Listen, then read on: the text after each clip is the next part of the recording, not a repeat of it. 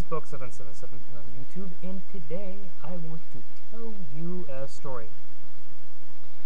This video may be a little bit too graphic in my description of what I'm going to talk about. It is a bit of a troubling story that I've heard, or that I'll tell you. I heard of this doctor once. Not a very nice guy, because he really didn't know who he was until his girlfriend left him and he went for a different guy. Of course, the guy she left before wasn't a good guy either. So what happens? The doctor took his ex-girlfriend and basically has her as a prisoner in some sort of abandoned rifle factory. And within that factory, he hired a Muslim terrorist, or some kind of terrorist who is religious extremist. And you can imagine the worst thing he does to her. Tortures her, beats her, hurts her. But she can only withstand this, keep withstanding the pain and the torture, because the doctor is fixing her up and patching her up to send her back in to get tortured more, because he's this angry at her leaving him. And that's all he is. He's always angry at her anymore. A little bit barbaric. Would you agree? And the weirdest thing is that there are other people who follow this doctor's example. They do it and really think about it. It's what they do to people who leave them in relationships. So they justify this type of attitude about people who leave them in relationships. This woman can leave whenever she wants and with whoever she chooses to be. And he just has to go by that choice and count her as not part of his life then. So, think about it. Anybody out there with a conscience would actually agree to what this doctor is doing? I mean, what should be done to him? How would Jesus Christ feel about somebody doing that? Well, think about it. Is it justice? And there are people who know better. They know that this isn't right. And they know, well, you know, if I tell them that, I'll lose my job and position on that. I use this as some kind of insurance to ensure power and a position over people. So they basically justify the torturing of these people. Let me just reiterate.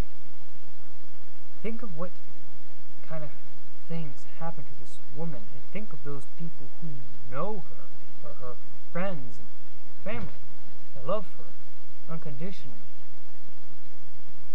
Think about the Lord and how he would use suffering. He went about healing good, but he didn't inflict suffering at all on people. So, think of it. How would you feel about it? Would you want to meet this doctor? Would you tell him this is wrong? If they aren't tooting, I would. It's very disturbing. I mean, he's a doctor. He can dope her up and cut her up and sew her back together. And the guy who tortures her, he's some questionable character that he wants to dispense his sick version of justice. So I asked myself this question: how would I feel about it? I wouldn't like it. How would you feel about it? Any Christian out there, how would you honestly feel about this thing? Would it be awesome? Would it be great? How would you feel about it? Would God will suffering in his presence for all eternity? Well, I'm not going to keep beating around about the identity of who this is. Nevertheless, I'm speaking of an idea about God, as someone who takes people and throws them in a place of torment for all eternity without end. Think about it. How did you feel about the doctor and the terrorist? Do you really think God would hire Satan to roast sinners? Or do you really think he's so angry he's going to keep them in torment forever without end? Think of it. How did you feel about the story when I was telling you about this? How did you view the guy and what his punishment should be for doing such a thing? What was going on in your head? Oh, I just want to put this guy down, out of his misery. Well, that's what a lot of people view Christianity as. This is how the God is viewed.